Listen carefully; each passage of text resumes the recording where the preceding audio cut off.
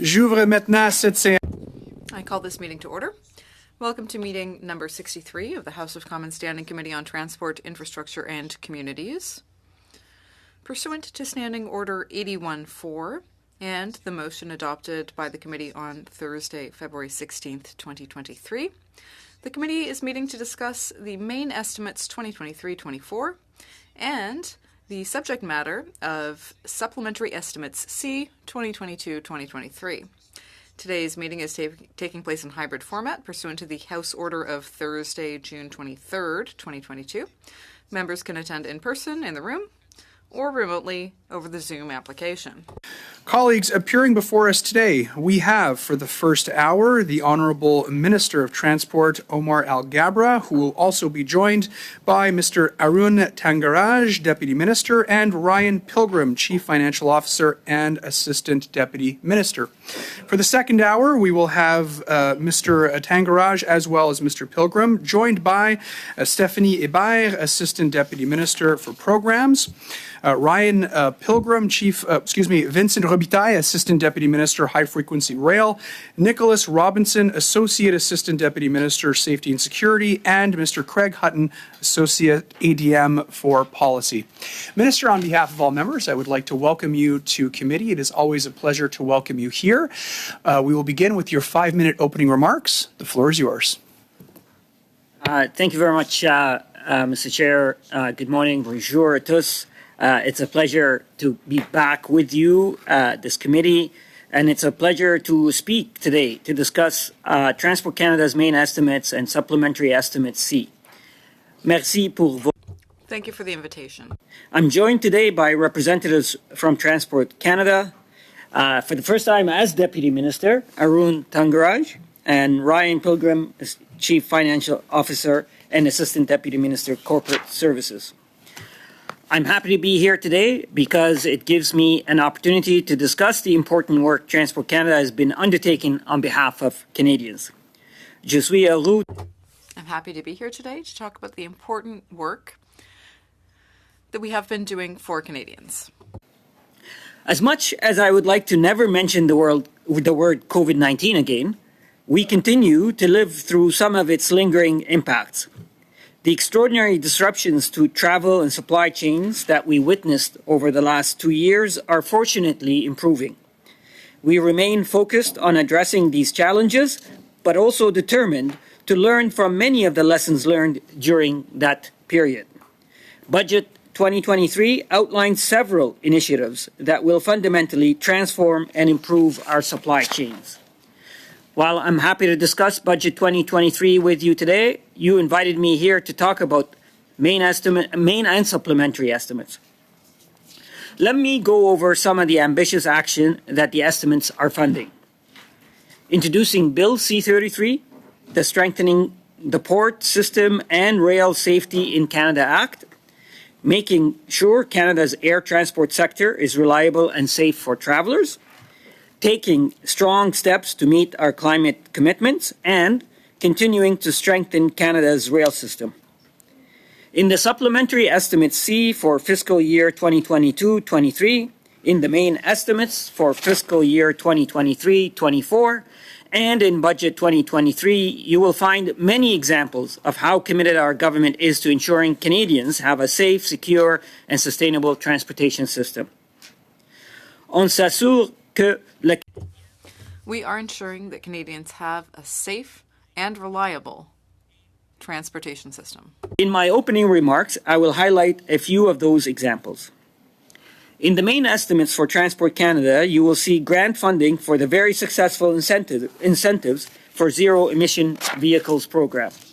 Our plan to accelerate the deployment of medium and heavy-duty zero-emission vehicles were detailed in Budget 2022. By making zero-emission vehicles more affordable, we are helping to reduce pollution, create more well-paying jobs, and build a cleaner world for generations to come.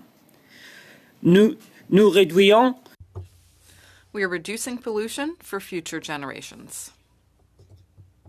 The main estimates also include a $270 million increase in funding when compared to the previous main estimates for work toward high-frequency rail. a project that I know this committee is very much interested in. On February 17th, I was in Montreal to announce the launch of the request for qualification phase for the HFR project to identify and qualify up to 3 top candidates to build a new, dedicated intercity passenger rail network connecting Toronto, Peterborough, Ottawa, Montreal, Trois-Rivières, and Quebec City. The new dedicated rail line would complement and build on Via Rail's current services, driving transformation in the populated corridor. This is the biggest investment in passenger rail in Canada in a generation and the largest transportation infrastructure project that Canada has seen. C'est le plus gros. This is the largest transportation project in Canada. Also notice that Via HFR, a new subsidiary of Via Rail, is included in this year's estimate. Via HFR was created in November 2022 to advance the HFR project. As a wholly owned subsidiary of Via Rail, it will operate in close collaboration with Via Rail, but at arm's length. This will allow Via Rail to focus on its core responsibilities, while Via HFR will develop the world-class expertise necessary for designing and advancing the HFR project. In the main estimates for Via Rail, there is funding to support Via Rail capital projects. Also, Budget 2023 announced funding for maintenance on trains on Via Rail routes outside of the Quebec City-Windsor corridor. Our government will also continue to work with all Crown corporations to ensure they have the resources needed to continue to properly deliver their essential services. For example, there's funding for the Federal Bridge Corporation Limited in the main estimates to help offset the impact of pandemic-related reductions in revenue. And just last month, I announced $75.9 million for the Canadian Transportation Agency to ensure they have the resources they need to address passenger complaints. Our government was the first in our history to implement the Air Passenger Bill of Rights. We have strengthened it since 2019, and we will continue to do so. That's why in Budget 2023, we announced proposed changes to the Canada Transportation Act to strengthen airline obligations to compensate passengers for delays and cancellations. Finally, in the supplementary estimates, you will see funds for Eastern Canada ferry services. These funds would help to address increased fuel and labor costs amidst lower revenues due to lingering effects of the global pandemic. I'm confident that the investments in Supplementary Estimate C and main estimates will keep people and goods moving efficiently and effectively and advance a safe, competitive, and clean transportation system. Mr. Chair, that concludes my remarks. I'm happy to answer any questions you and our colleagues may have. Thank you very much. Merci, Monsieur le Ministre. Thank you, Minister. Of questioning today with Mr. Strahl. Mr. Strahl, the floor is yours. You have 6 minutes. Well, thank you, Mr. Chair. Thank you, Mr. Minister, for being here again. You mentioned the Canada Transportation Agency in your remarks, and I want to focus my comments there to start with. In the last budget, the government added $11 million to the CTA. Following that, we saw the CTA's passenger complaint backlog more than triple to 42,000 complaints from passengers who've been impacted by our broken air transportation system. We saw that your government has more than doubled the number of senior managers at the CTA over the last 5 years and has given them performance bonuses every single year, while passenger complaints backlogs have grown to over 40,000. Why would you give bonuses to senior managers at the CTA when they have so clearly failed to deliver for Canadian passengers who are looking for action from that agency? Mr. Chair, thank you to my colleague for the question. Let me just start off by saying that we witnessed with the recovery of the air sector last summer a significant increase in volume, and with that causing significant challenges, not only here in Canada, but around the world. Those delays and cancellations were extremely frustrating for passengers and for me personally. We worked closely with the sector, with airlines, with airports on addressing these challenges, and I'm relieved to see things are improving. The CTA is an agency that is empowered by the federal government to be a quasi-judicial body to adjudicate complaints. We saw, I admit, an avalanche of complaints based on the challenges that we saw last summer. The CTA works at an arm's length from government to fulfill its mandate. We provided resources so they are able to deal with that unprecedented avalanche of complaints. We will continue to work with the CTA on fulfilling their mandate to deal with customers' complaints. So I note that you didn't answer the question about giving bonuses when there's been a tripling of wait times, now 18 months to get an answer from the CTA. So you gave $11 million in the last budget. Complaints, the backlog tripled. It's now 18 months to get a response. If giving $11 million in additional funds in the last budget resulted in that level of performance, why would you then now have added another $76 million in this budget? If more money would have solved the problem, would not the $11 million have made a dent instead of things getting so much worse as they did over the last number of months? Mr. Chair, I answered the first question by saying that the CTA works at an arm's length, and when it comes to human resources decisions, these decisions are made by the CTA. Second, my colleague understands, and I know he knows, that the challenges that we saw last summer happened because of the air sector quick recovery from COVID. In fact, we saw those around the world. So if his point is that the way to address these challenges by reducing investment in the CTA, I disagree with him. What we saw was unprecedented challenges, unprecedented number of complaints. We will be there to help passengers. We will be there to work with the CTA to address this unprecedented avalanche of complaints. And that's why we're providing resources, but not only financial resources, Mr. Chair, but also we are working with them on streamlining the complaint process so the CTA is able to deal with these complaints much quicker and much more efficiently. Well, Minister, our goal or our suggestion has been to have you actually insist on service standards that are transparent, publicly available, and to insist that there are penalties when those are not met instead of bonuses, which is what your government has done instead. I want to talk a bit more about the budget. You increased the air travelers security charge by 33%. We've seen, certainly in my region, leakage of passengers going, instead of flying out of Vancouver or Abbotsford international airports, when the fee structure becomes so uncompetitive, people are choosing to travel across the border and fly out of Bellingham or Seattle. I know the same happens in Buffalo, for instance, in Ontario. So how do you justify increasing the costs of Canadian travelers' fees, increasing the cost of an airline ticket for Canadian travelers? And are you not at all worried that this will continue to drive passengers out of our country and using airports and buying tickets in the United States? Mr. Chair, I remain focused on ensuring that we have a competitive and accessible and safe air transportation system in Canada. We saw challenges that occurred last summer that exposed some vulnerabilities in our system. Our system is based on user pay model. And we know that CATSA, based on the challenges that we saw, needs investments. We have not seen new investments in CATSA. In fact, increase of these fees since 2010. We know that CATSA needs to be modernized, needs to be improved in order to expedite and improve the passenger experience.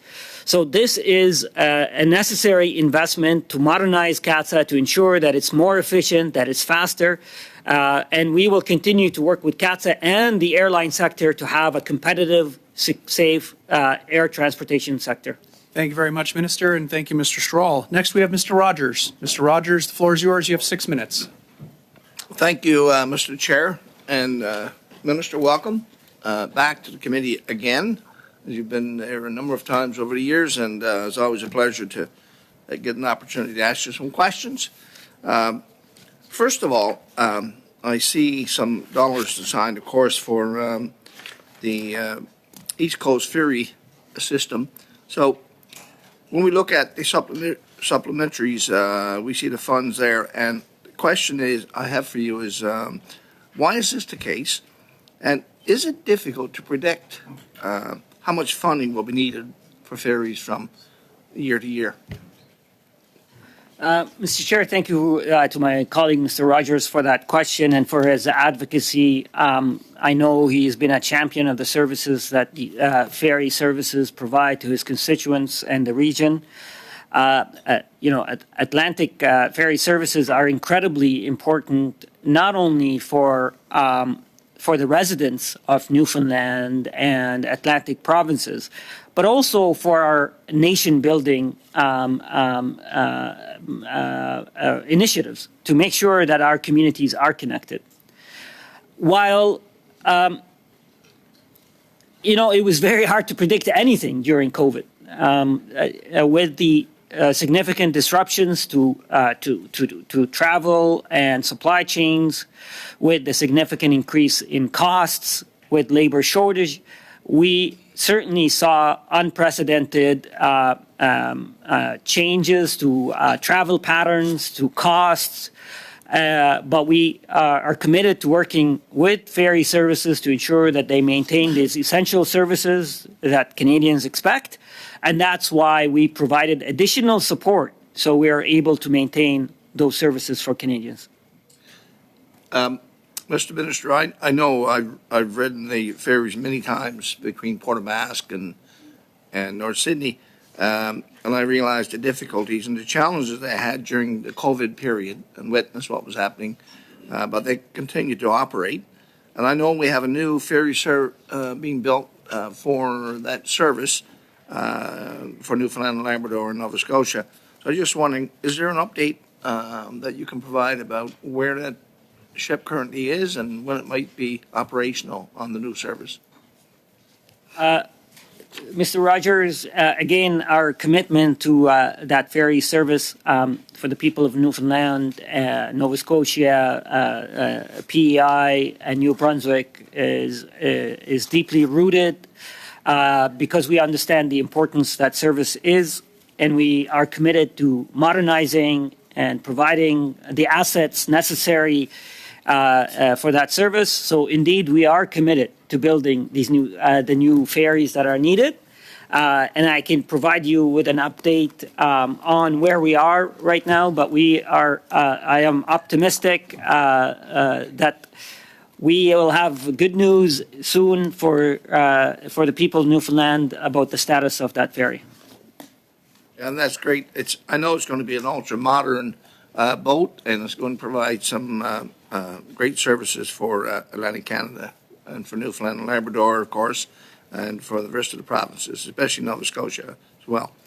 Minister, supplementary estimates C include $10.9 million for maintenance of Crown-owned airports at Port of Capomol.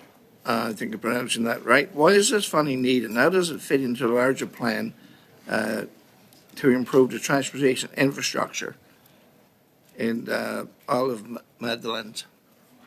So, thank you, Mr. Chair. And indeed, Mr. Rogers, the estimates have taken significant commitment to invest in our supply chains and in our transportation infrastructure, whether it was the National Trade Corridor Fund or the Airport Capital Incentive Program, Infrastructure Program, or the projects at Capomel for the wharf there, or the airport on the Madeleine Island.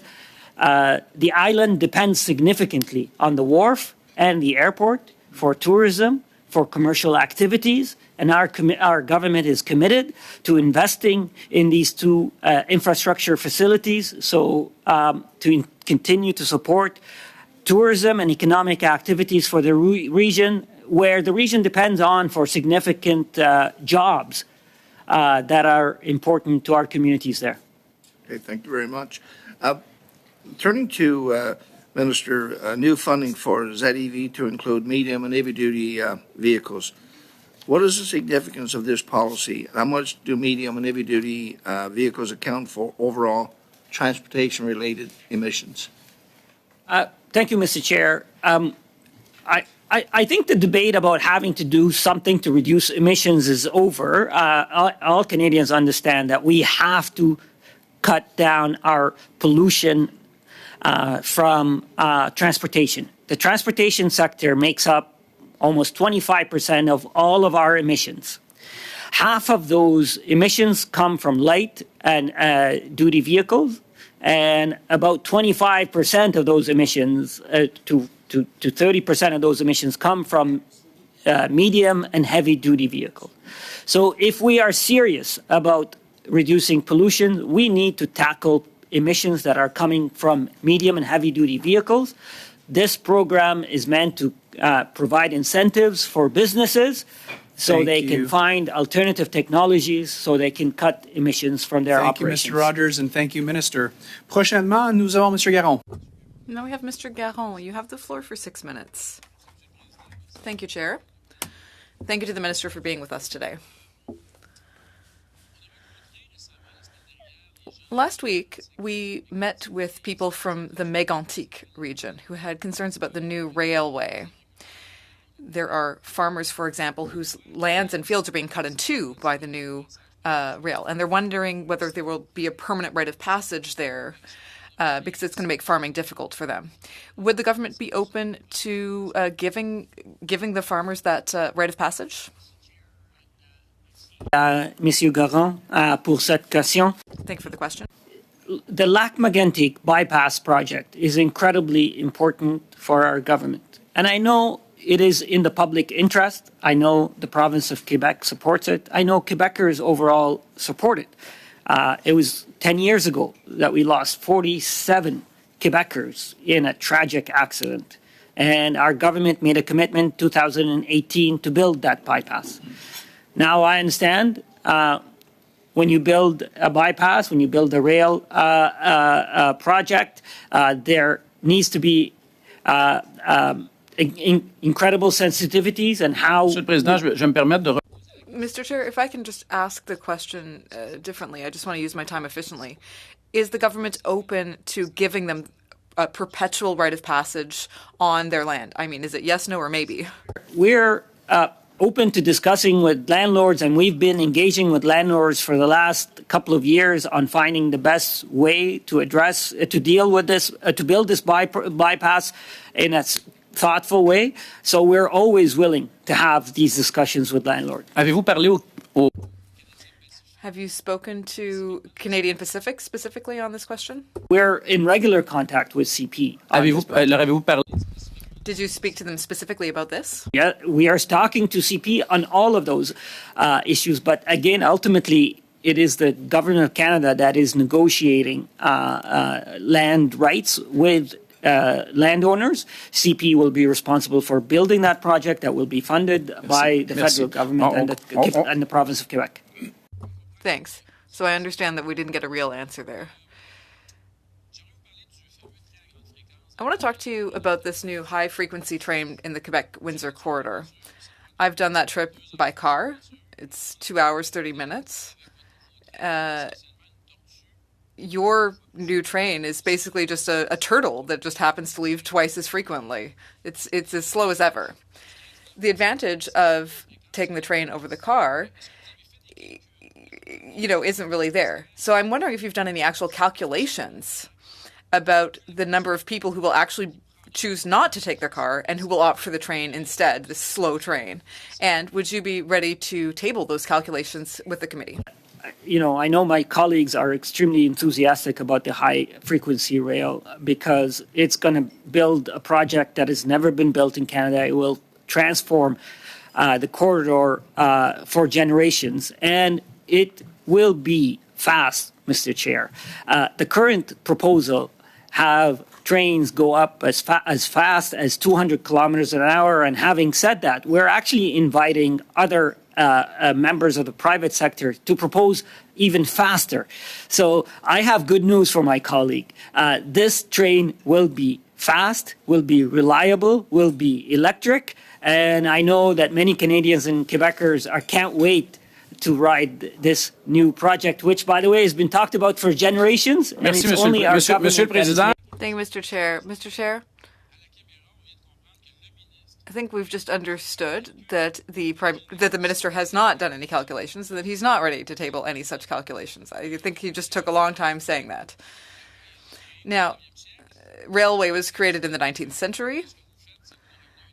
What you're basically doing here is providing us with a 20th century train, whereas countries like Spain, Korea, Morocco, and France all have high-speed trains. Now, are we getting 20% of the benefits and 80% of costs here? I mean, let me talk now about Mirabel. We've worked in the past on that together. At the time of the expropriations at that airport, there were many, many people expropriated, and there are still 13 families who don't have access to their land that would like to be able to do that before they pass away. There was an advisory committee set up to move this forward, and for several months now, community members, including farmers in that region, have had no news. Would you be willing to commit to having that advisory committee meet again so that we can provide justice to these landowners? A statement that I cannot just let go without responding to. We are, and I don't know why he's not taking yes for an answer. We're building the HFR project for the modern history of Canada, for the modern era. Mr. Chair, I asked a question to the minister on a very important issue. Laissez le ministre répondre. Let's just let the minister answer the question. Point d'ordre, oui. A point of order, Mr. Iachino? Thank you, Chair. I didn't want to have to say this, but this is not once, not twice, but now more than 3 times that the minister has been asked a question by my colleague. I think that out of courtesy, we should leave the minister enough time to answer the question. He is continually being cut off during his answers. First of all, that makes it difficult for translation. And secondly, I think it's just an issue of politeness. I think that we need to give the minister enough time to actually answer the question. I don't want to have a back and forth debate here. I think the goal here is to ask questions to the minister. Now, members might not agree with his answer, but at the very least, we can endeavor not to interrupt him.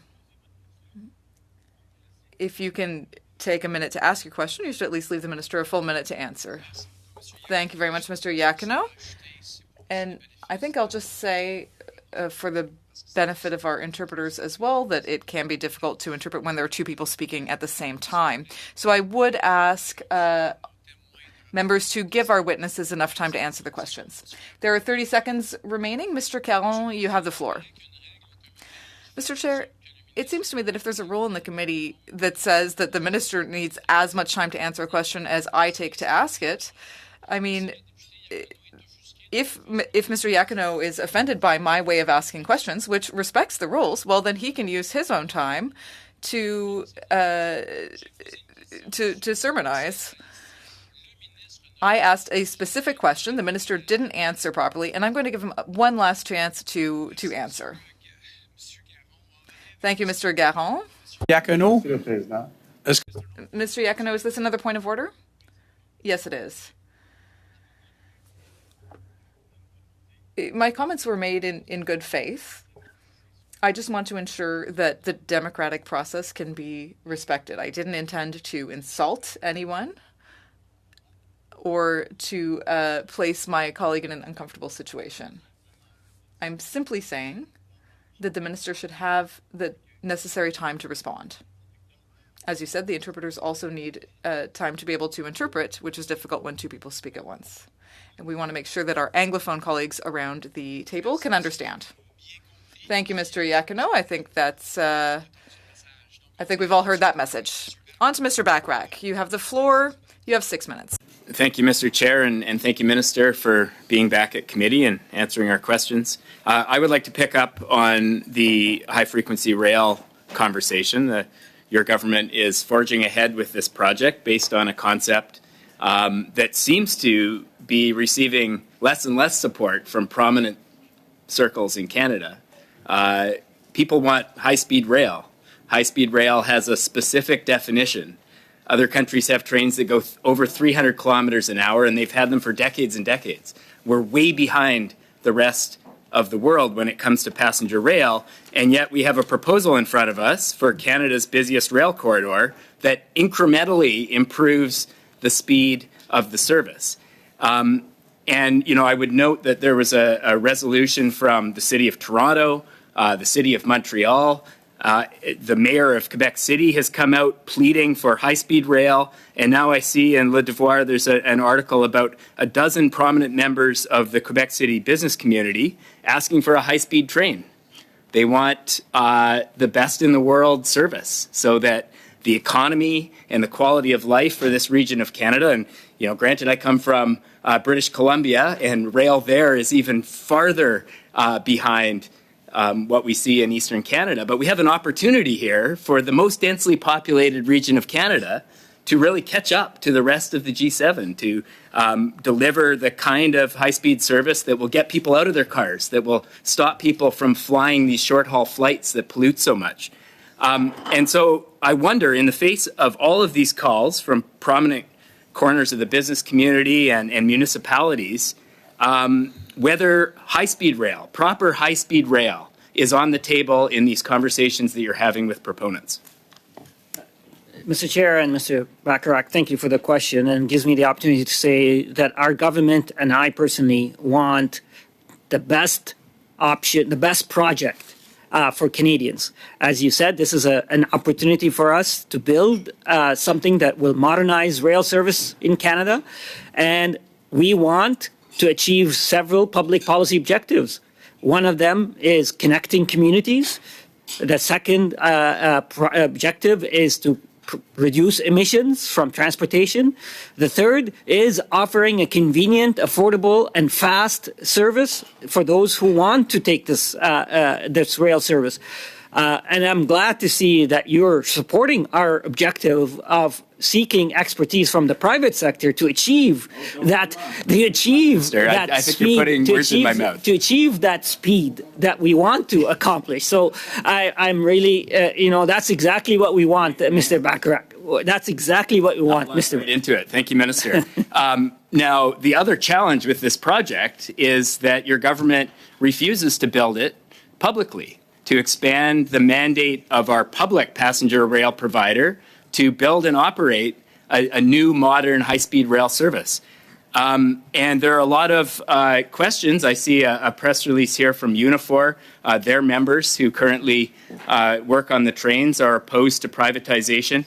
This is Canada's busiest rail corridor. It accounts for upwards of 90% of Via Rail's revenue. You said earlier that this project is going to allow Via to focus on its core responsibilities. I would find that offensive if I were Via Rail. Their core responsibility is running passenger trains.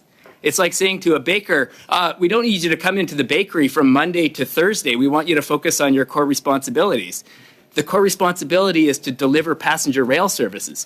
The expression of interest that you put out there to the private sector takes away, potentially, 90% of Via Rail's revenue. What's left? It's the guts and feathers of passenger rail in Canada, and it will lead to, I believe, the death of Via Rail as our public passenger rail provider. That's something that nobody in our country wants to see. Well, maybe a few people on the conservative side of the aisle, but certainly there are a lot of people in the country who want to see a strong and vibrant passenger rail provider that's public. Why not include that in the scope of the project? Mr. Chair, I think there's a misunderstanding. And I assume that it's a misunderstanding in good faith, because this high-frequency rail project will remain a Via project. And when I said that we've created a subsidiary of VIA to focus on advancing the HFR, it's precisely that. So while VIA maintains its operations, we need a separate body within VIA to focus on building this largest project that Canada has ever built. So look, I salute my colleague for his enthusiasm for this project, and I'm here to tell him this is not privatization of VIA. This is actually delivering on what Canadians expect within VIA's mandate, and we are committed to protecting workers' rights. I've met with Unifor. I've explained to them that we will make sure that Unifor's benefits and compensations and rights are protected within VIA HFR. So this will continue to be owned by the citizens of Canada. This will continue to be a VIA project. Thank you, Mr. Chair. Thank you very much, Minister, and thank you, Mr. Bachrach. Next, we have Mr. Muse. Mr. Muse, the floor is yours. You have 6 minutes. Thank you, Mr. Chair. So this past Sunday was a beautiful day in the GTA. Blue skies, clear. It was somewhere around 20 degrees. Spring fever was everywhere. People were walking about. Yet this was the situation at Pearson Airport in the departures area of Terminal 1. So this is the board. Orlando, delayed. Ottawa, delayed. Halifax, delayed. Newark, delayed. Nashville, delayed. Newark again, delayed. Charlottetown, delayed. Montreal, delayed. Quebec City, delayed. Charlotte, delayed. Ottawa, one on time. Sault Ste. Marie, delayed. Winnipeg, delayed. Calgary, delayed, and that was just at 2 o'clock in the afternoon. So that's 13 of the first 14 flights of the day. And you know what did the next 14 entail? There was already three delays and 1 cancellation. So this is from a constituent who spent 5 hours on a sunny, bright Sunday afternoon in Pearson Airport waiting on delays. Toronto Pearson Airport used to be among the best airports in the world. Now it is the most delayed airport on earth. And this has happened under your watch. We've had 2 emergency meetings of this committee to discuss this, yet this is still happening. When is this going to get fixed? Mr. Chair, my colleagues know that the air sector across the world faced many challenges as we are recovering from COVID. We saw disruptions and delays and cancellations at airports around the world, including here in Canada. Transport Canada and I have been working diligently with the sector, with airlines, with airports to improve and learn from these challenges. I'm relieved to say that things are much better than they used to be. In fact, performance is almost close back to where it used to be before the pandemic. But we're not stopping there, Mr. Chair. We are working on investing in our airports. We are working on strengthening the passenger bill of rights that protect passengers. We want to make sure that the system is efficient, is competitive, and that passengers are protected. So I welcome my colleagues' support for our work on strengthening the passenger bill of rights. So passengers, like his constituents, if they are delayed, that they find the compensation that they deserve. So you said that performance is almost back to where it used to be. So 13 out of 14 flights delayed on a sunny Sunday afternoon is normal and to be expected, and you're happy with that? You know, Mr. Chair, I don't know how to respond to that question when somebody takes a snapshot of a one moment without talking about other kind of implications. We have occasional delays in the sector, not only in Canada, but around the world. We have occasional weather disruptions that not only happen in Canada, but around the world. I am focused on the system overall to making sure that the system is robust, is efficient. So people, in case they face challenges that are caused by the airlines, that they are compensated for. We will make sure that the system and the airports have the support they need. And I note that his colleague has just expressed opposition to providing investment to CATSA, which I find bizarre given the challenges that they're complaining about. So 13 out of 14 is normal or acceptable.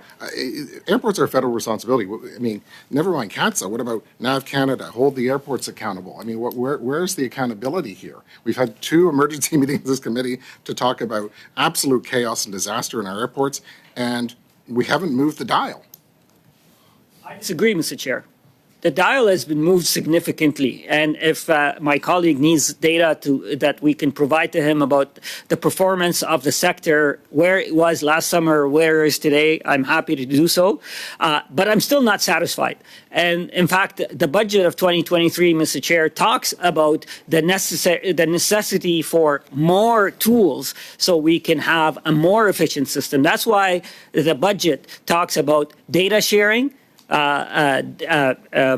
more authorities to the Minister of Transport to ensure that the system is more efficient. We are working on an accountability system for airports, for NAV Canada. Mr. Chair, I welcome my colleagues' involvement in the work that we're doing to ensure that we have a more competitive, more efficient air transportation sector. Thank you very much, Minister, and thank you, Mr. Muse. Next, we have Mr. Iachino. Mr. Iachino, la parole est à vous. Vous avez... You have the floor for 5 minutes. Thank you, Mr. Chair. Good morning, Minister. Pleased to have you with us. As far as the main estimates here are concerned, could you give us more information about the $25.6 million planned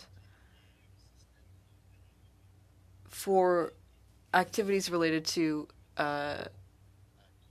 aircraft and automated vehicles? What is this money going to be for, and why is it necessary? Thank you, Mr. Chair, and to my colleague for that important question.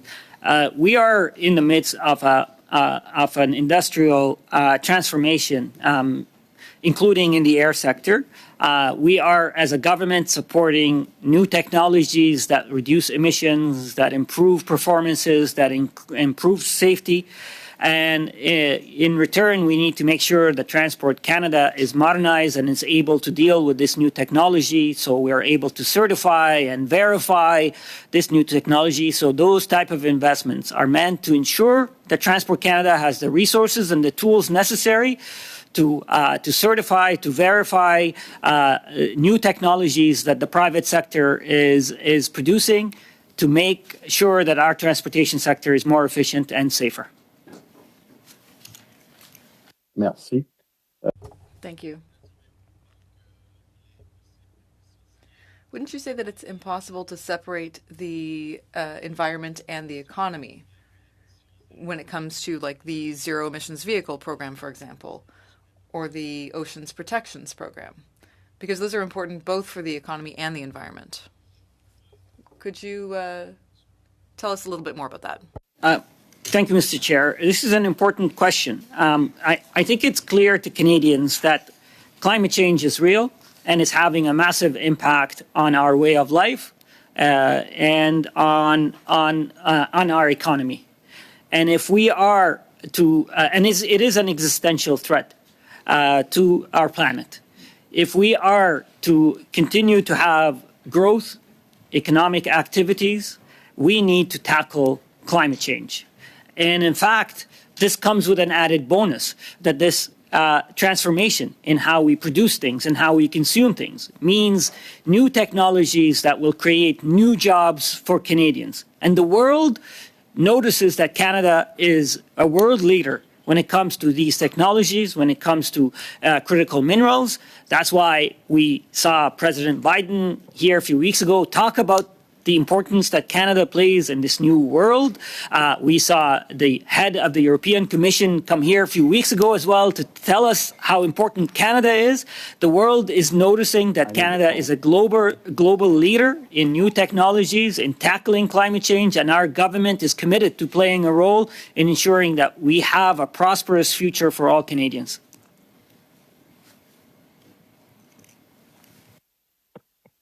Merci, Monsieur le Ministre. Thank you, Minister.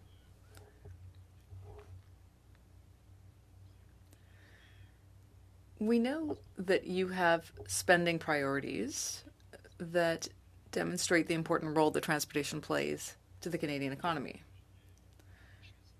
you have 5 main categories, and I'll talk about 2. The fund for the National Corridor Fund and the High Frequency Rail Project. Could you tell us more about those 2? Thank you, Mr. Chair. And indeed, as my colleague said, Transport Canada and I, as a Minister of Transport Canada, have priorities to ensure that we have a safe, reliable, and efficient transportation sector. And our focus is on building an efficient supply chains. That's what the National Trade Corridor Funds is meant to help. We're focusing on tackling some of the bottlenecks, and that's why the budget of 2023 talked about creation of a supply chain office to maintain and monitor the health of our supply chains. That's why we're focused on cutting emissions from the transportation sector and decarbonization of it. And that's why we're focused on building the high-frequency rail. And that's why we're focusing on ensuring that we have safe and oceans, and the Ocean Protection Plan is meant to do so. So we have significant priorities that Canadians expect of us, and we're committed to delivering on those. Merci, Monsieur le Ministre. Thank you, Minister, and thank you, Mr. Iacono. Now we'll move on to Mr. Garon. 2.5 minutes. You know, Minister, sometimes if I cut you off, it's because I do like to hear you speak, and I would like to hear you speak on more issues or different issues, so it's actually a compliment. On the issue of the Saint-Hubert Airport, you know, Porter started operating there, and that's created a lot of stress and anxiety among the people who live there, which I think is justified. And then there's the issue of a helicopter noise, which has been very disruptive to that neighborhood. People in the Montérégie region would like you to raise the ceiling for helicopter traffic in the area of the Saint-Hubert Airport. Could you tell us a little bit about that? To my colleague for his question. I actually visited the region just recently, and I met with the mayor, and we had discussed several of these points. I also recently met with Porter Airlines, and we talked about their plans to expand into Saint-Hubert Airport. This is great news, I think, for the region, but I also understand that we need to be sensitive to local communities' concerns. I've actually encouraged Porter to work with airports on addressing these issues. And I also heard from the mayor about helicopter operations there, and I've committed to working with Transport Canada on identifying ways of how we can address these issues. So we're working on that, and if there's any development, I'll be happy to share it with you. Merci beaucoup. Thank you very much. Just to get back to the previous round of questioning, I was wondering if you would be able to put a little bit of pressure on the government so that this advisory committee dealing with the issue of lands would be able to meet more quickly. I know that there are environmental issues and so on, but it would be nice to move forward on that file. Would you be able to tell us that you will try to kind of push the advisory committee to meet more quickly? That's what the Mirabel communities ask for. So let me just say the short answer to your question is yes, I'll be happy to work with officials to ensure that we do everything we can to expedite this process. Merci, Monsieur Garon. Merci. Thank you, Mr. Garon. Thank you, Minister. Backrack. Mr. Backrack, the floor is yours. You have 2.5 minutes. Thank you, Mr. Chair. Minister, as you're well aware, a little over 2 years ago, 2 tugboat workers lost their lives in Northwest BC due to a negligent company and a negligent government on board a vessel that hadn't been inspected in its 50-year life, with safety equipment that had not been maintained by the owner, and on a tugboat that was underpowered for the task that its owner had given it. Now, the Transportation Safety Board has just issued a report, and reading through it, it's extremely angering to read about the negligence that took place and cost these 2 men their lives. I know that you share this concern. The TSB has issued 4 very reasonable recommendations, one involving a requirement for regular inspections of tugboats under 15 tons, suitability assessments requirement for specific towing operations, requiring that the pilotage authority verify requirements are met prior to issuing waivers, and requiring that the pilotage also verify ongoing compliance. My question is whether you will commit today to implementing all 4 of these reasonable recommendations in a timely way. Mr. Bacharach, let me just say I share your frustration with the tragedy that occurred, and I want to once again extend my condolences to the family. I soon will be meeting with the families, and thank you for helping coordinate that meeting. I can assure you that Transport Canada and I are committed to responding to the recommendations by the Transportation Safety Board. I am committed to implementing and improving our safety measures in response to what we learned from that tragedy. We are currently reviewing the recommendations issued by TSB. We're taking it extremely seriously, and we'll update you and the members of this committee with the actions moving forward. By which date will you be able to commit to implementing the recommendations? Mr. Bacharach, I commit to you that we're going to do it as quickly as we can. Thank you very much, Mr. Bacharach, and thank you, Minister. Next, we have Mr. Strahl. Mr. Strahl, the floor is yours. You have 5 minutes. Thank you, Mr. Chair. I want to turn to the ports now. There's been several high-profile vacancies, specifically on the Vancouver Port Authority, where recommendations for directors from port users, for experts in logistics and transportation, you've refused to appoint those recommendations. You've refused to appoint the recommended directors from the prairie provinces, their recommended nominees. However, we've just recently learned that you have recommended the appointment or have appointed former Liberal MPP Sandra Papatello, a failed Liberal candidate in the last election, and Nancy De Gregorio, a Liberal donor and organizer to the Hamilton Port Authority. So why are there roadblocks for directors that have been recommended by port users, those with expertise in logistics and transportation, but a fast track for failed Liberal candidates, donors, and organizers? Mr. Chair, Transport Canada is committed to working with port authorities on appointing qualified candidates to these board of directors. Nominations are typically made by different stakeholders, including users groups. Transport Canada typically adopts the recommendations and nominations made by users groups. Sometimes there are considerations being taken if the government feels it's necessary to have a different selection. But the nominations, the individuals that the members mentioned were all recommended by the stakeholders, and the Government of Canada proceeded on the nominations or selections made by these users group. So just a coincidence that they're big-time Liberal donors, organizers, and failed candidates. Okay.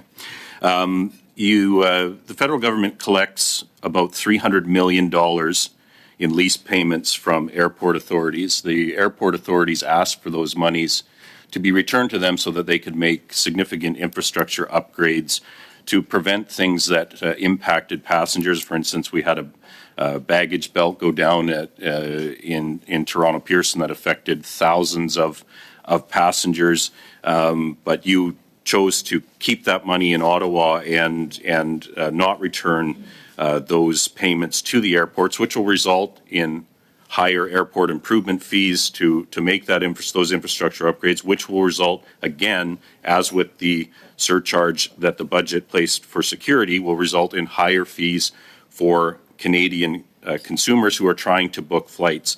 So why did you choose to keep that money in Ottawa instead of returning it to airports so that they could make investments that will benefit the traveling public?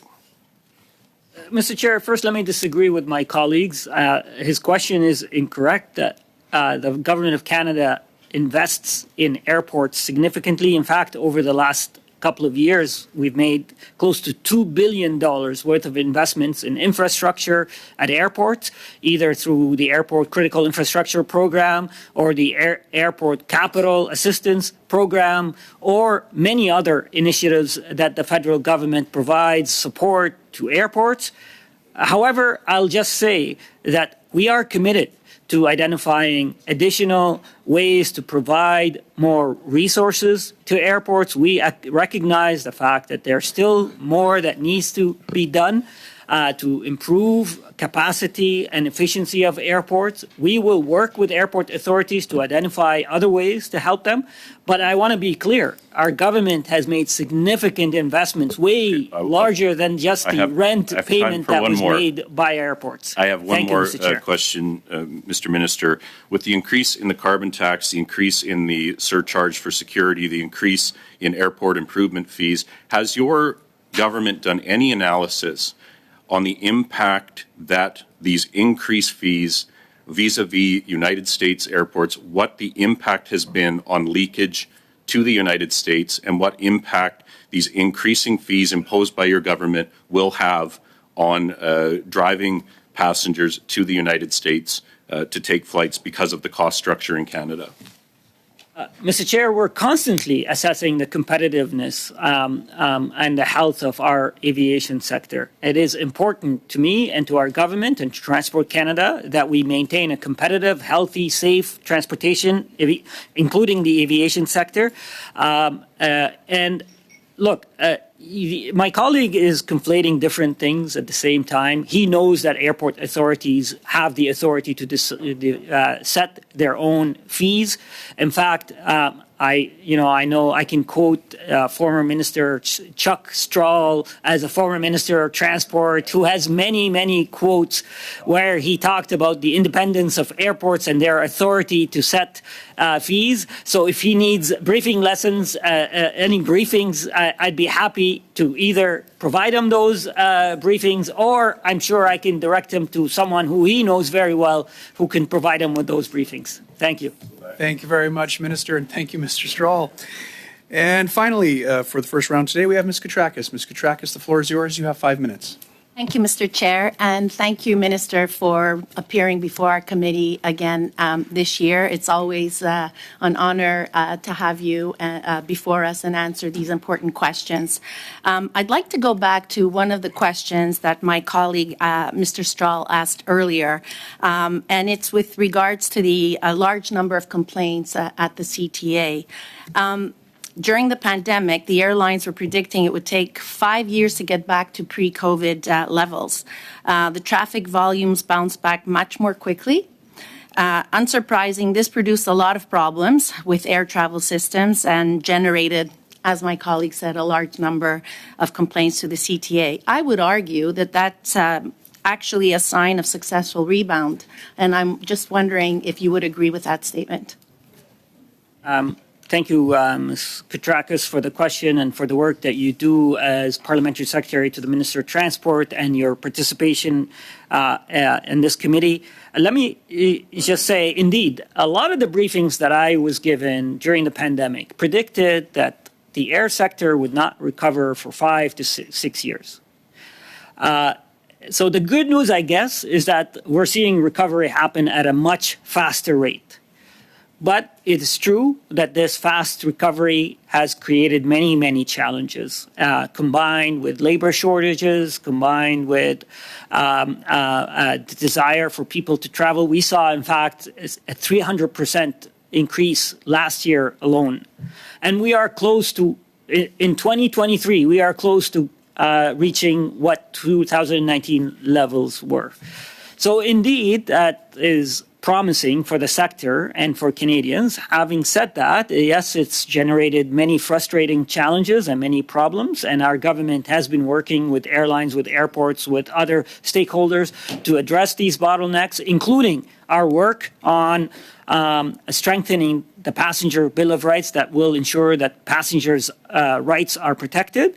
But we're working on improving information sharing in the sector. We're working on accountability, improving accountability for the sector.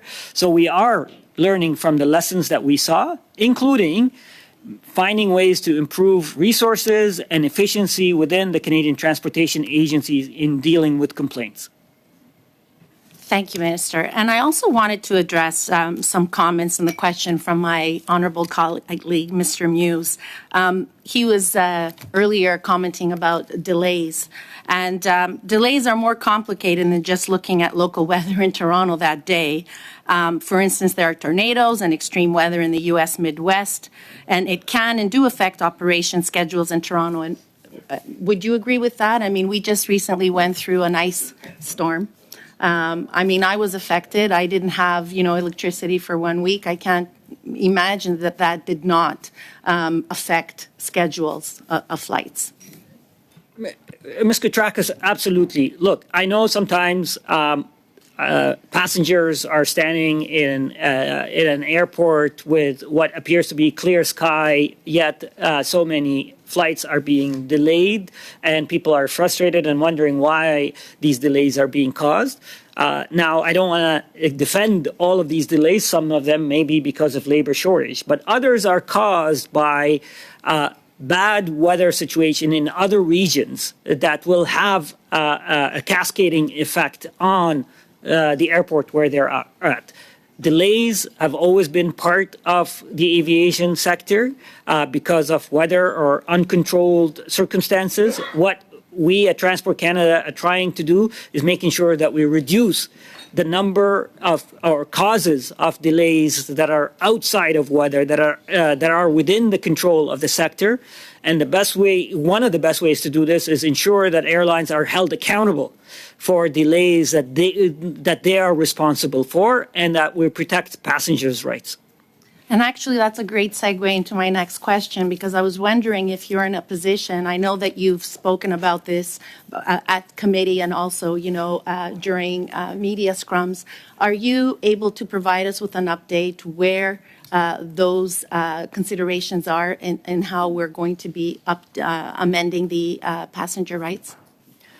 Ms. Koutrakis, I made a commitment to Canadians after the lessons learned from the last summer challenges that we will improve and strengthen the Passenger Bill of Rights. I was happy to see Budget 2023 refer to it.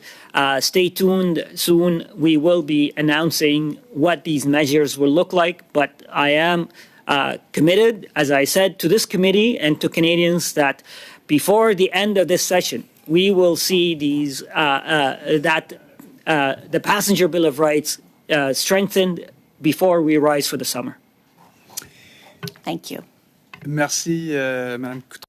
Thank you, Mr. Koutrakis. Concludes the line of questioning for the first hour of today's meeting. On behalf of all members, I'd like to thank you once again for appearing before committee today and for answering all of our questions.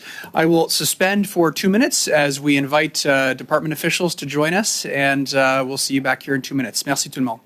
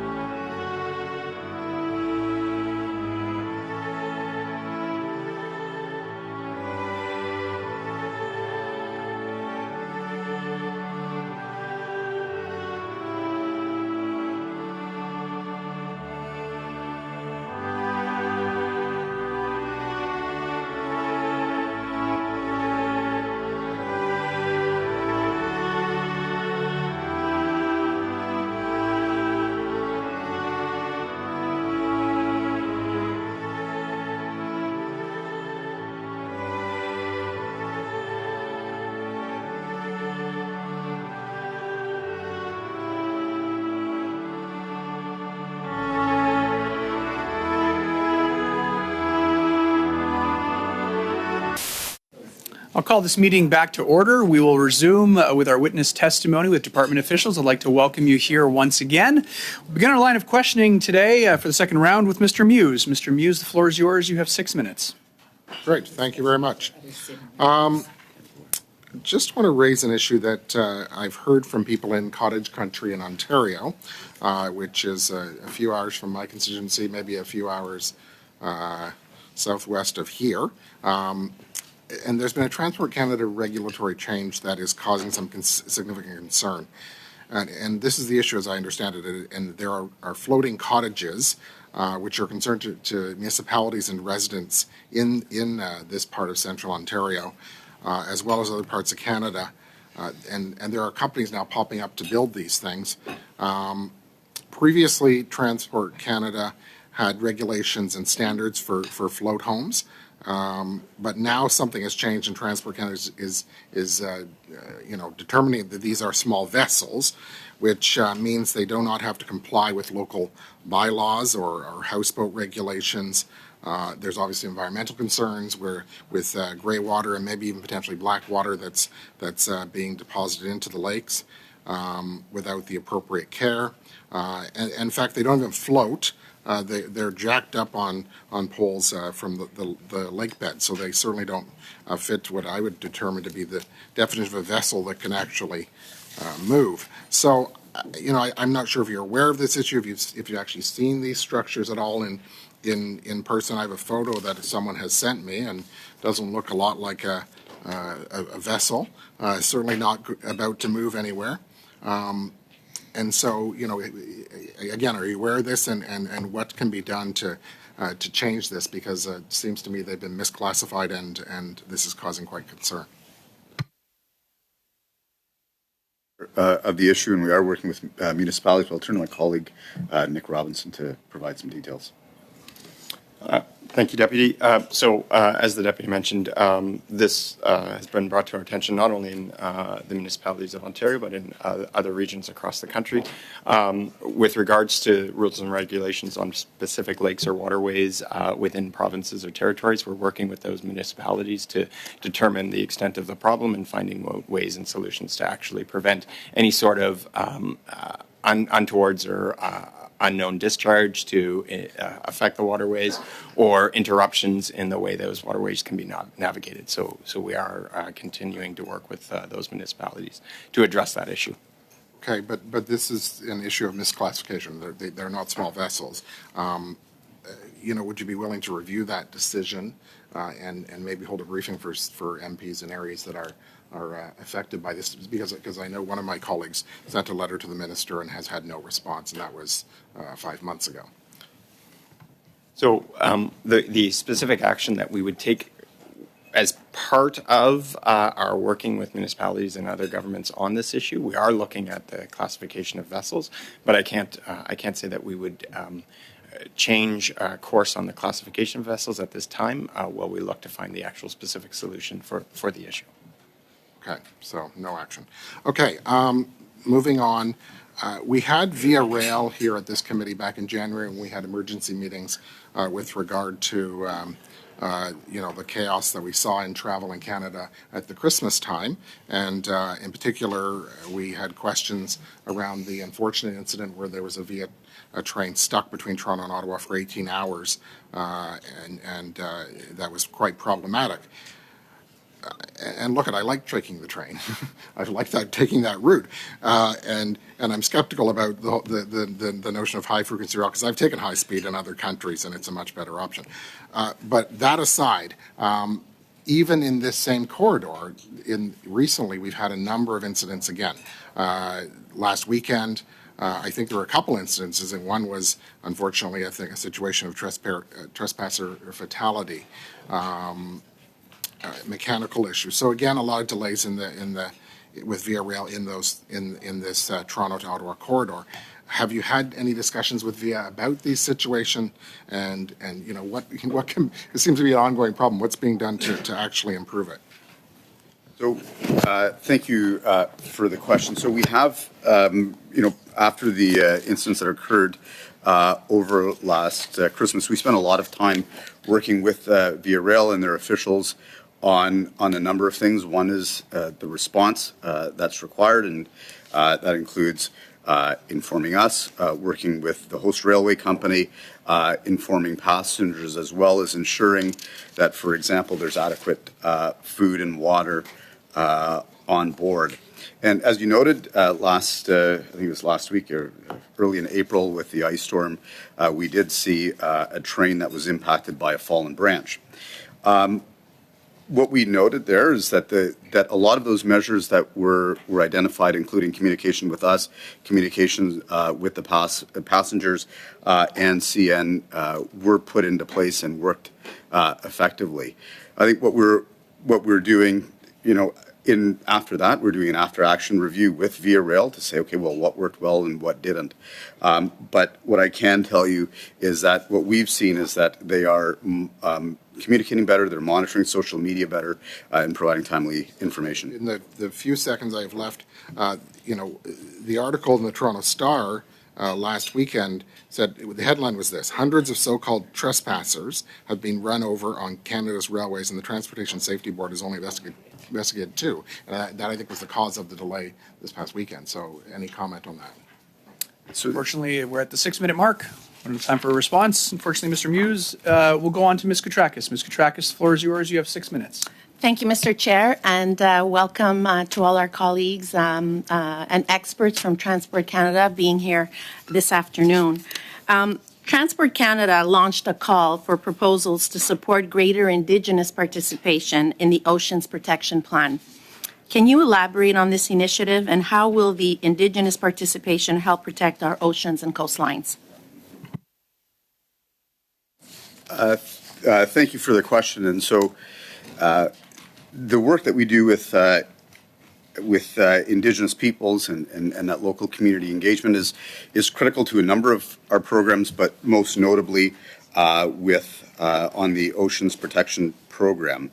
And so that program has a number of components that are focused on engagement. And so we provide long-term funding for capacity building to enable effective participation in engagement, and that includes ensuring that there's funding for technical expertise for those communities, as well as a community participation fund program, which is a $2 million a year grant program designed to provide short-term funding to Indigenous communities and organizations to take part in developing and improving our marine transportation system.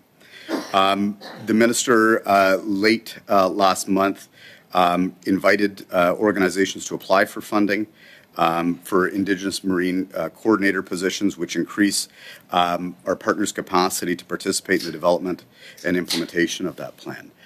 Core to that as well, if we think the enhanced maritime situational awareness. That was a tool that has been co-developed with Indigenous communities. And again, I think it's an example of that ongoing partnership and that has led to the success of the program. And I was lucky the second week of the constituency week, the break from Parliament, myself and 6 other colleagues were able to travel to Saskatchewan, and we saw that, partnership between, the government and the Indigenous communities, and they were very grateful for that. So I'm very pleased to bring back that feedback. Also, when I was out in Saskatchewan, we met with quite a few, farmers, smaller farmers, and they were very grateful to see that Budget 22-23 actually has some funding and for the extended interswitching. So the Supply Chain Task Force recommended extended interswitching as a way to introduce more competition in the rail sector, which would benefit agricultural producers in particular. How would it do so? And how do we know the traffic would not be scooped up by American rail carriers? Because that seems to be something that may be important for some of our colleagues to know. So thank you very much for that question. So as you noted, the Supply Chain Task Force did identify interswitching as a measure that would enhance competitiveness in the rail sector. And so what interswitching does is it allows a shipper to access through a regulated rate to an alternative carrier for their goods at a nearby at a nearby exchange. What the provisions are designed to do within a specific geography, and that's in the prairies for a specific time period for 18 months, enable shippers that are within 160 kilometers of that interchange to be able to leverage an alternative railway to secure better rates or service offerings. What that pilot will enable us to do is gather data on the benefits and the outcomes of that in terms of competitiveness, rate, cycle times, and the impact on the supply chain. And I believe this is also part of our Bill C-33 port modernization. Are you able to tell us how it will be different than during the pilot project, which I believe is for 18 to 24 months? If a shipper is in a situation where they would like to use the interswitching, do they need to apply or has the process changed? I'll turn that to my colleague, Craig. Thanks very much for the question, Mr. Chair. With respect to interswitching, it will require a legislative change first. So that will need to be considered by Parliament. And then following which, this is a tool then that shippers can use in their negotiations with the railways. My understanding would be that it would be automatic. Is my understanding correct? Once that amendment comes forward, it will be clear in terms of the process by which that method will be enabled. I also wanted to ask the question on the Vancouver Fraser Port Authority, which recently decided not to move forward with the rolling truckage program, which had originally been introduced under the Stephen Harper government. Can you explain what role Liberal MPs in BC play in getting the Port Authority to put its plan on hold? So thank you for the question. So what we were looking at as part of that program is to ensure that the operations and the movement of goods in the port and through the supply chain were as smooth as possible. And we noted that during the pandemic and the atmospheric rivers and the fire, that the movement of goods, especially in and out of the port, became really critical. And so in 2022, there was a delay given the impact of the pandemic. Earlier this year, we asked the port to look at new technologies and other impacts that will other measures that it can use to assess the overall greenhouse gas reduction strategy that the port has. And so we will continue to work with the port to find a common path forward to reduce pollution, Thank you. To protect jobs, and to keep goods moving. Thank you, Ms. Katrakis, and thank you, Deputy Minister Tangaraj. Prochainement, nous avons Monsieur Garon. Next, we have Mr. Guérin. You have the floor for 6 minutes. Thank you, Mr. Chair. The federal government recently acquired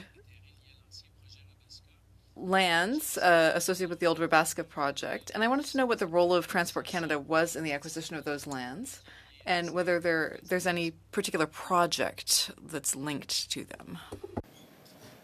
Thank you for the question. I'll turn to my colleague Stephanie for further details on that. When the ports acquire lands, it requires ministerial approval, and that was provided, as you noted, but I don't have any specific details on the project with me right now. I'll ask my colleague if you might. I think this is a matter, Mr. Chair, that we'll have to follow up with the committee on in terms of the specifics of this particular project and le raison pourquoi. The reason that the lands were acquired is something we'll have to follow up with. I did have a follow-up question, which I will ask anyway, just because I'm curious. Has it ever happened in the past that Transport Canada has acquired lands without having a particular project in mind? Merci pour la question. Thank you for the question. For land acquisition, often there are projects that are determined with specific goals, In terms of the project you're referring to, I don't have the details, so it's difficult for me to answer the question.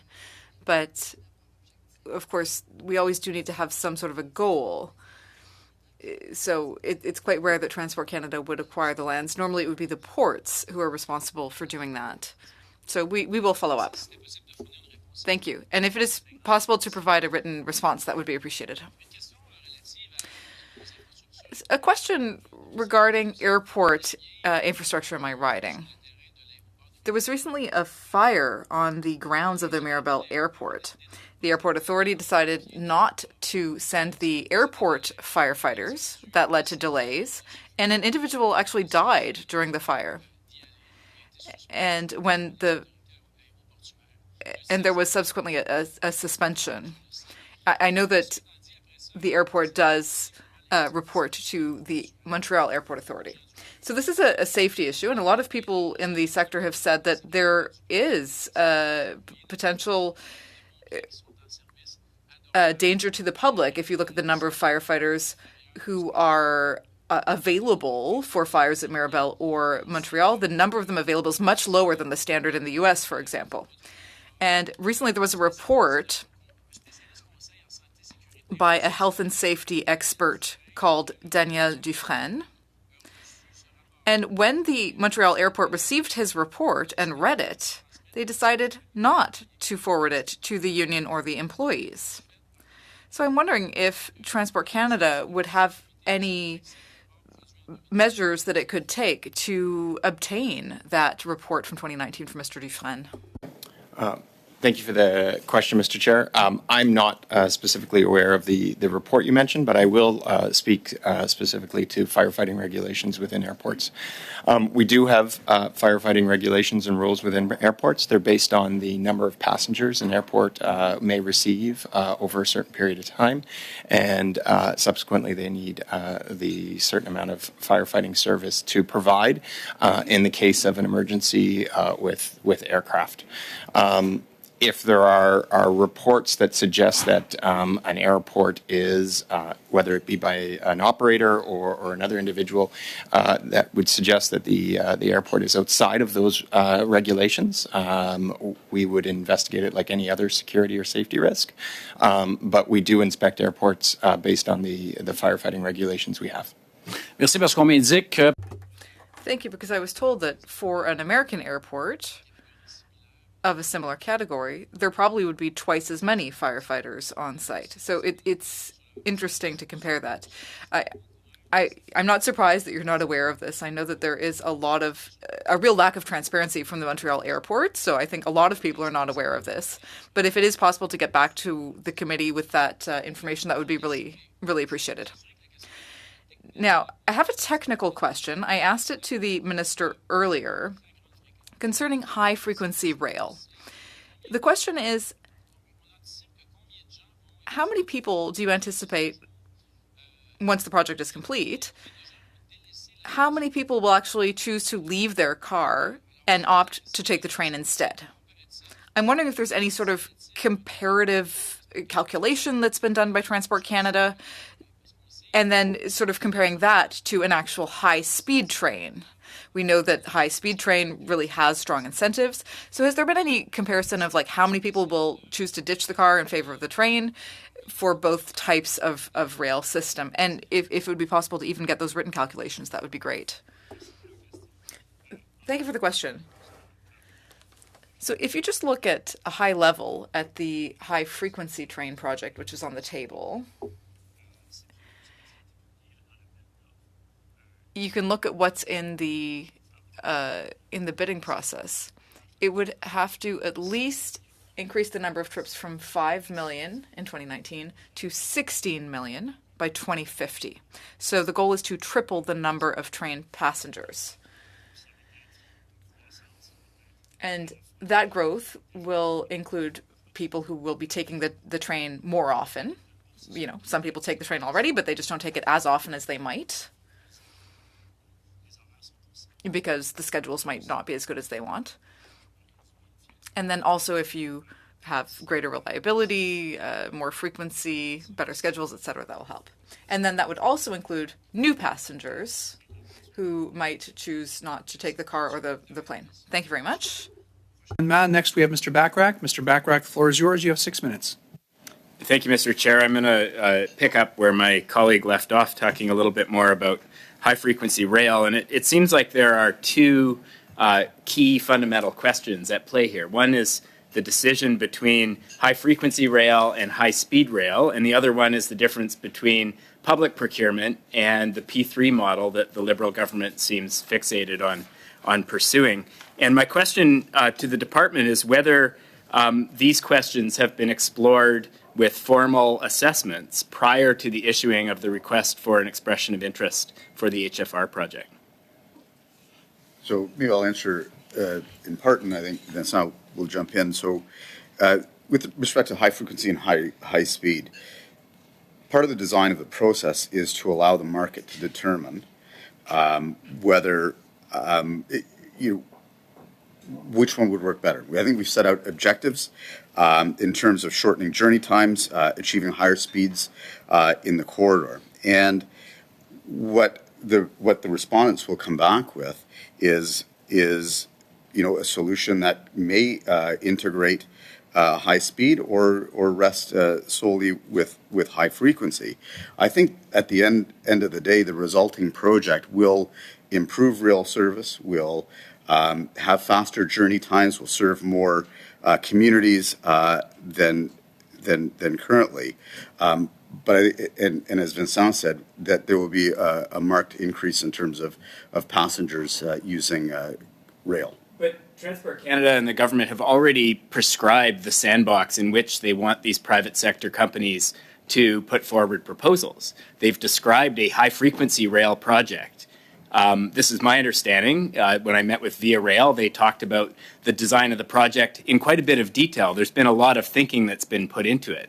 So in choosing to go down that path, because high-frequency rail is a fundamentally different product, different service than high-speed rail, was there a formal assessment done prior to making that decision that said, we're going to go the HFR route, not the high-speed rail route?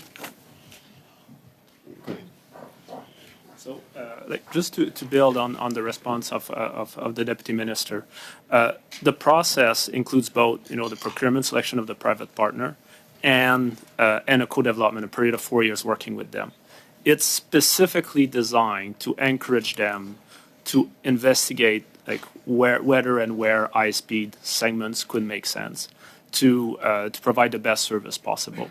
So it's designed really this way to have this assessment, but also to do it in a way that protects the taxpayers' interest and achieve value for money.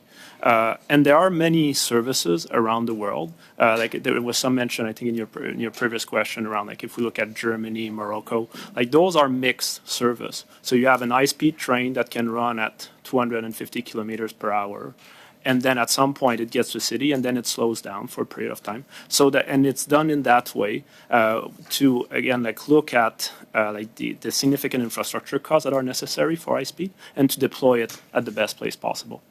Okay, what I'm hearing from you is that the scope of the project, as currently defined, is broad enough to include high-speed rail as it's traditionally defined.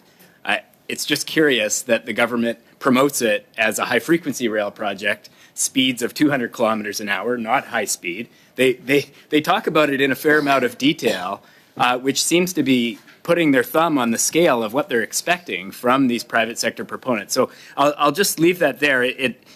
My other question is around procurement and whether a formal evaluation was conducted looking at public procurement versus the P3 model, value for money, risk, the public interest. Was there a formal evaluation prior to the request for expressions of interest? So under the model, as the Minister said, the subsidiary via HFR remains public.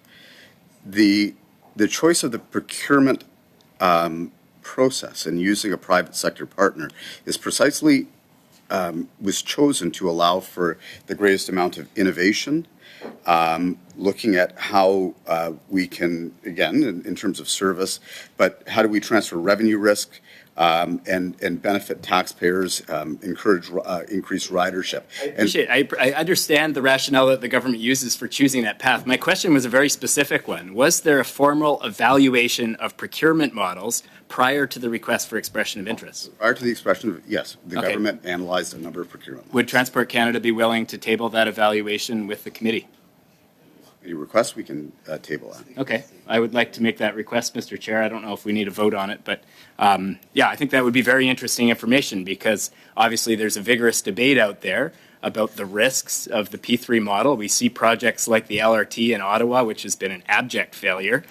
There are plenty of examples across Canada of where the private sector has really messed up these big capital projects. And I think the public interest here, when we're talking about the future of passenger rail in Canada, we need to put the public interest right at the heart of that. I understand that's really a question for the minister because it's more political than operational, but I think you know what I'm getting at here because the assumptions that go into those assessments are vitally important. In the assessment of those models, we did look at, for example, the findings of the inquiry of the LRT, and those findings and the experience of other major infrastructure projects are integrated into how we're approaching procurement and how we're approaching the co-development phase and working with that partner. And again, we were very conscious of all of those experiences as we went down that path, and that informed in the selection of the model that we used. Thank you very much, Deputy Minister, and thank you, Mr. Bachrach. And we will be putting forward a formal written request. A vote is not necessary. Next, we will go with Mr. Lewis. Mr. Lewis, the floor is yours. You have 5 minutes. Thank you, Mr. Chair. Thank you to the officials for your testimony this morning. Certainly appreciate it. I'm going to go down a little bit of a different path here. I would like to talk about electric vehicles. I know the minister in the last hour spoke about the importance of EVs and how that looks. And I guess my question is then this. So if we've got targets set for 2030, it's unfortunate that our targets do not meet America's targets. It's incredibly unfortunate, very, very difficult for our manufacturers for sure. But let's talk about federal gas tax. And so for every percentage of EVs we put on the road, the government will be losing federal gas tax revenues, of course. Does that come out of the transport's budget? Which budget will this come from, and what will be slashed because of the lack of revenue for that? So what does come out of the department's budget is the incentive program. So the subsidies or the incentives provided to Canadians and businesses for light duty and heavy duty vehicles. The gas tax is something that is a question better directed to my colleagues from the finance department. Okay, thank you. But obviously your department must be very much aware and focused on the lack of revenue that will be coming from gasoline. I guess I'll just make it simpler. Do you have discussions with the minister about this? So as part of in working with colleagues from other government departments in the strategy of decarbonization, we look at all of the angles and there's a full cost benefit analysis that was conducted on the revenue side, but also on the impact and the financial impact of carbon emissions. And so those factors were all weighed as part of the development of the policy. Okay, thank you. If it hasn't been thought thoroughly through, I would suggest we start doing that because there's going to be a huge hole in our revenues. Specific to the Eastern Ferry Services budgetary support that the minister spoke about, can you tell me, is Pelee Island and Manitoulin Island ferries, are they part of this Eastern budgetary support? No, they're not. No. And so what specifically is the Eastern one? Is that just the ferries that go, not just the ferries that are important, but the ferries that go to St. John's, Newfoundland, like those types? Yes, those specifically, as well as the ones between PEI and Nova Scotia. Was consideration given to Pelee Island and or Manitoulin Island ferries? I know that they're suffering enormously with labor. Those ferries are operated under provincial jurisdiction. Ontario, okay. Thank you for that. So specifically to the high-speed rail, and I'm going to say specifically to Toronto to Windsor corridor, Essex is my riding, so down right next to Windsor. When the high-speed rail goes in, will there be a new set of railroad tracks that this goes on, or we're using the existing set? So the idea behind the high-frequency rail is that there will be a dedicated right-of-way for the project. So that's new tracks? Yes. Okay, so that will then take... For portions of it. There are portions that will use existing tracks, or that's the... As part of the assessment of the alignment options, there may be existing tracks that are used in segments where there isn't conflict between freight and passenger currently, but there will be a significant component of new right-of-way. Sorry, Vincent. Okay, thank you. Yeah, please. Just to illustrate, like it's sometimes you have new tracks that are next to existing tracks, for example. So that's like when we say right of way, so that would be that distinction. But generally, for the service, it needs to be brand new, like tracks on the ground and signaling systems. And there's specific pinch point, like near city centers, where it would need to use existing tracks. One final comment. The reason I asked that, of course, I was out on the West Coast last weekend, meeting with the ports out there, our port authorities and whatnot, and quite frankly, the bottleneck is the railroad tracks. It's not the ports. So we can have all the greatest infrastructure in the world, but if we've only got one set, then we're going to bottleneck ourselves. So thank you to all of the officials this morning. I appreciate it. Thank you, Mr. Lewis. Next, we have Mr. Badaway. Thank you. Mr. Badaway, the floor is yours. You have 5 minutes. Thank you, Mr. Chair, and thank you to the witnesses for being out today. The minister mentioned earlier strengthening the nation's port system. Question is, do you feel this will create fluidity within our supply chains, and if so, how? So as we saw, that came very clearly apparent is the role that ports play in the smooth movement of goods and services, and the supply chain task force did highlight that very clearly. And so a key element is how do the previous question noted, how does rail function in and out of ports? How do trucks work? And so we are very focused on how do we make the full port system work. Part of Bill C-33 enables all of those things, fluidity, environment, and other considerations be integrated in decision-making of ports. And so, for example, role part of what we were looking at is also the digital coordination and providing and sharing digital information to ensure that infrastructure is used to its maximum effectiveness. And there was a recent call as part of the National Trade Corridors Fund to that end. And so there are various initiatives that we have that really do coalesce around making ports function as efficiently and as effectively as possible. Thank you. Thank you for that answer. With regard to binational integration of supply chains, something, frankly, that in traveling to Washington on many occasions throughout the past few years, we've been advocating for on behalf of our country and working with the U.S. Niagara, for example, the area that I represent, has worked diligently throughout the past many years, continuing to work in a binational fashion with our U.S. partners to move trade as well as people. A perfect example of that is the Great Lakes and the $22.5 million investment that the federal government invested into the city of Port Colborne to do just that. In this case, to move people, but also the residual benefit is the trade that will be using the same docks that $22.5 million will be investing in. The president came down to Ottawa a few weeks ago, and he made that comment as a priority with respect to binational integration of supply chains. So the question is, what investments are being made, and can you speak on what accounts or programs are available and can be leveraged funding for other partners to be involved to ensure that those capital investments are made in the best interests of binational integration of supply chains?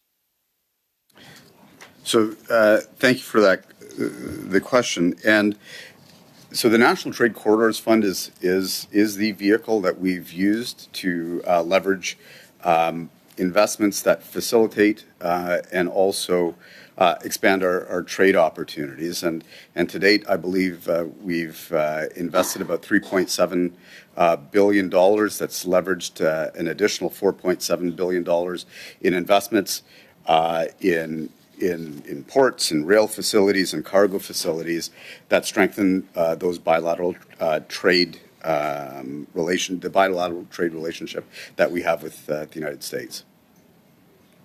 And do you think, because of the National Trade Corridor Fund and other funds as well, it may be infrastructure, it may be environment, like, for example, the $420 billion that was just announced for the Great Lakes, is there opportunities as well to work with other funds, leveraging funding with the NTCF, stacking, and or utilizing private sector interests that might extend the leveraging for some of those investments?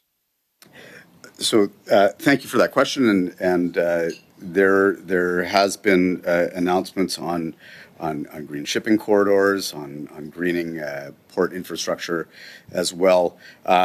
Stacking has a specific connotation when we do provide funding, and so there are limits according to policy. But what we do want to do through our programming is leverage and crowd in funding from other levels of government and from the private sector. And I would argue that we've been very successful in doing that to date.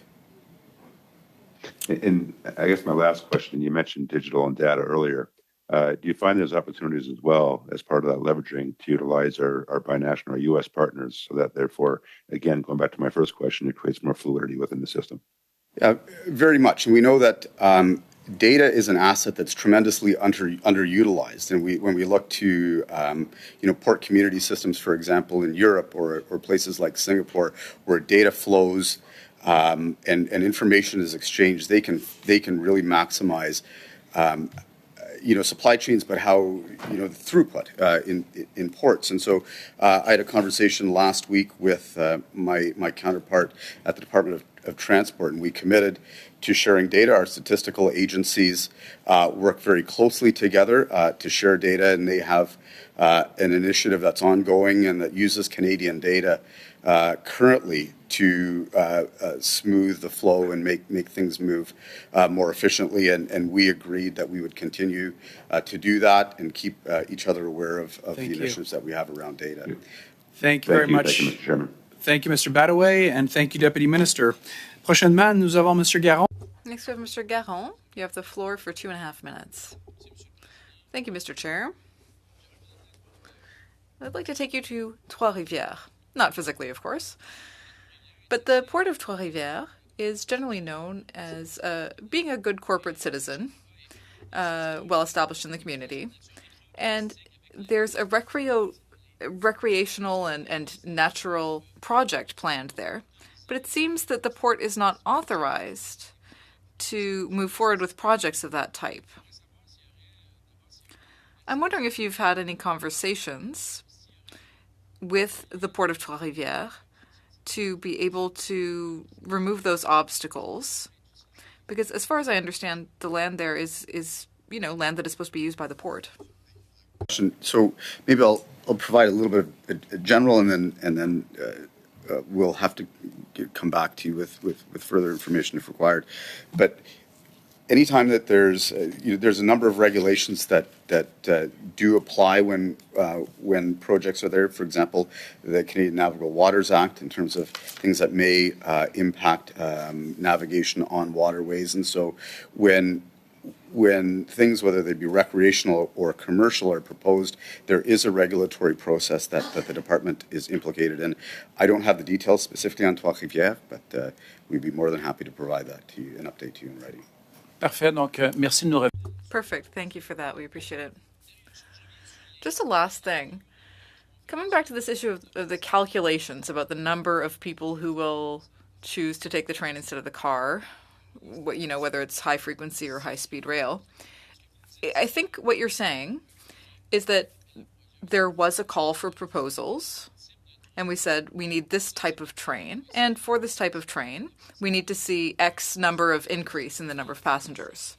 We talked about the increase in frequency, the economic growth, new passengers, all that kind of stuff. So now you have the project, and then you have the increase in ridership. I'd like to make a formal request through the chair that the calculations to get those numbers be tabled. Oui, ben en fait.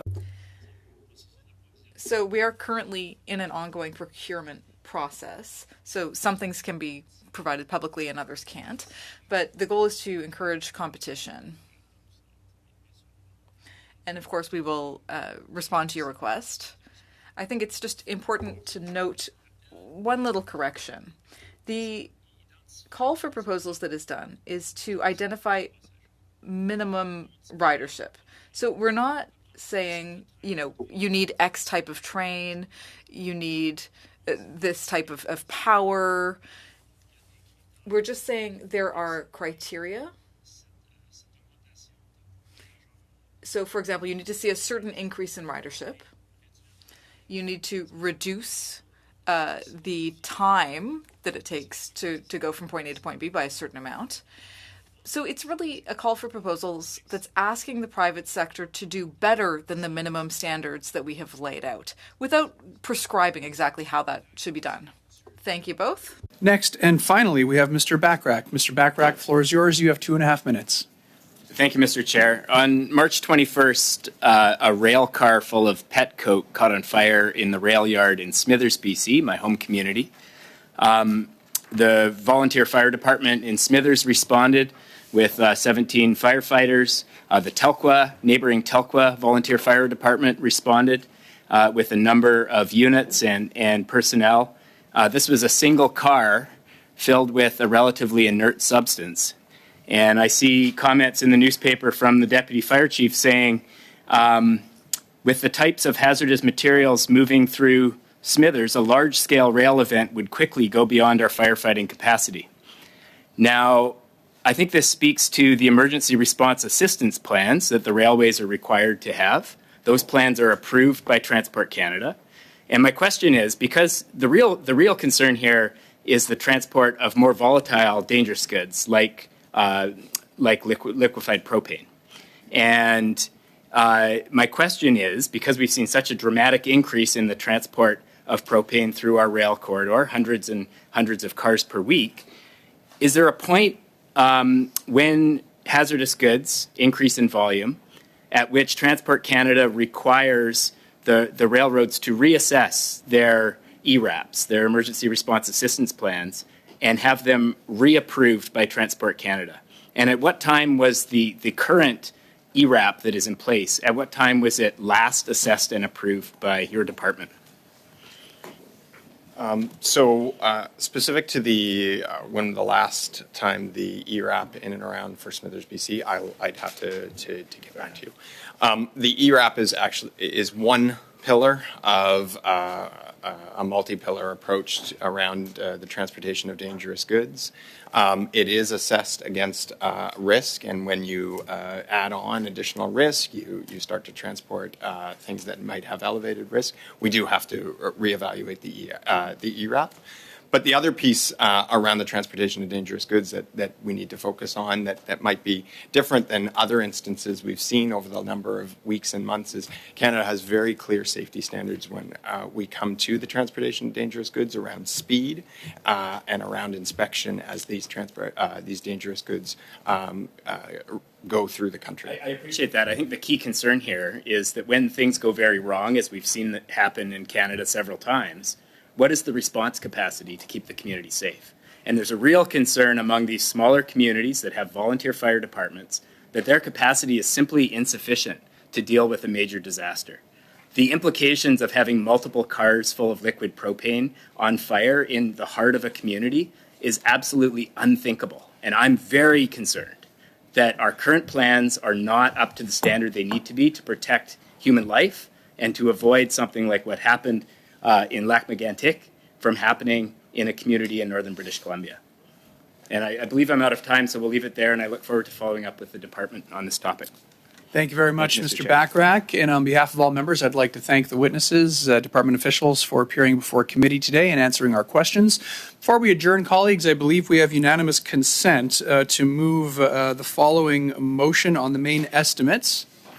and I'll read the motion out for everyone's consideration. Shall vote 1 under Canadian Air Transportation Security Authority, vote 1 under Canadian Transportation Agency, vote 1, 5, and 10 under Department of Transport, vote 1 under Marine Atlantic Inc., vote 1, 5, and 10 under Office of Infrastructure of Canada, vote 1 under the Federal Bridge Corporation Limited, vote 1 under the Jacques Cartier and Champlain Bridges Inc., vote 1 under Via HFR, Via TGF Inc., vote 1 under Via Rail Canada Inc., and vote 1 under Windsor Detroit Bridge Authority Carry. On division. On division? Okay. Those in favor? All those opposed? Yeah, I know. I just wanted to do it anyway. I'm not taking any chances on this one. I know he does. I know he does. I didn't hear that, Mr. Shall I report the main estimates 2023-2024 to the House? Oh, jeez. Thank you very much. Motion carries. With that, the meeting is adjourned. Thank you, Mr. Chairman.